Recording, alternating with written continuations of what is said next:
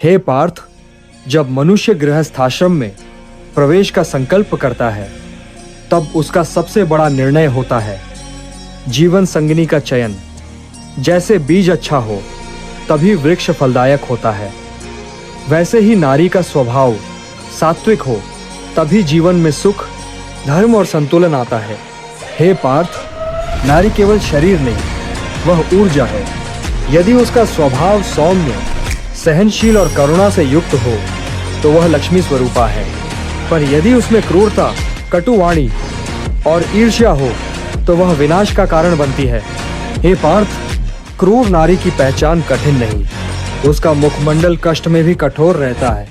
उसमें सौम्यता का अभाव होता है, उसकी वाणी में कटुता होती है, वह दूसरों की आलोचना, निंदा और घृणा से भरी होती है। उसकी दृष्टि में लोभ और अधिकार की भावना होती है।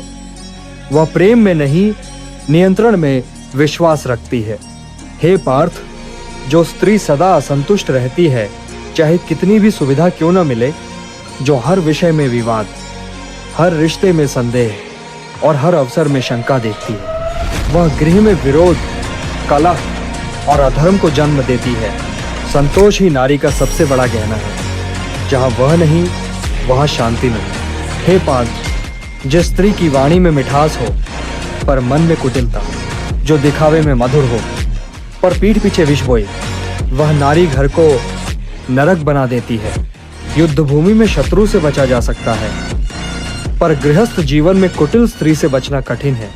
हे पार्थ, नारी यदि पुरुष के धर्म युद्ध में सहभागी बने तो वह धर्म पत्नी है, पर यदि वह पुरुष के विवेक को बाधित करे, उसकी धार्मिक प्रवृत्तियों का उपहास करे, तो वह मोहिनी नहीं, मोह का कारण बनती है।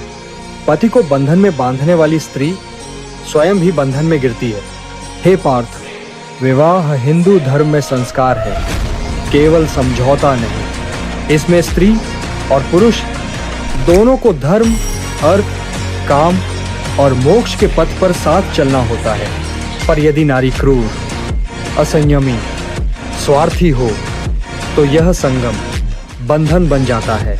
हे पार्थ, नारी का रूप आकर्षण का कारण हो सकता है, पर स्वभाव ही स्थायित्व का मूल है। जो स्त्री माता पिता के प्रति अवज्ञा करती है, सेवकों से कटु व्यवहार करती है, दूसरी स्त्रियों की बुराई करती है और पशु पक्षियों तक से क्रूरता से व्यवहार करती है, वह साक्षात तामसी वृत्ति की परिचायक है। हे पार्थ, शास्त्रों ने नारी के गुण, कुल, विचार, व्यवहार और धार्मिक भाव की परीक्षा को विवाह से पूर्व अनिवार्य माना है। जो केवल रूप देखे और गुण न देखे, वह मोह में फंसता है। मोह से बुद्धि भ्रष्ट होती है और बुद्धि भ्रष्ट हो तो निर्णय पतन की ओर ले जाता है। हे पार्थ, जीवन की सबसे बड़ी परीक्षा युद्ध में नहीं, विवाह में होती है। यदि संगिनी धर्मनिष्ठ हो तो जीवन तपोवन बन जाता है, पर यदि संगिनी क्रूर हो तो वह जीवन को ज्वर, विष और बंधन में बदल देती है। अतः तू विचार कर, मन से नहीं बुद्धि से निर्णय कर। नारी का परीक्षण उसकी वाणी, उसके कर्म और उसकी करुणा से कर। वह तुझे ईश्वर के पास ले जाए, न कि मोह और शंका के भंवर में डुबो दे।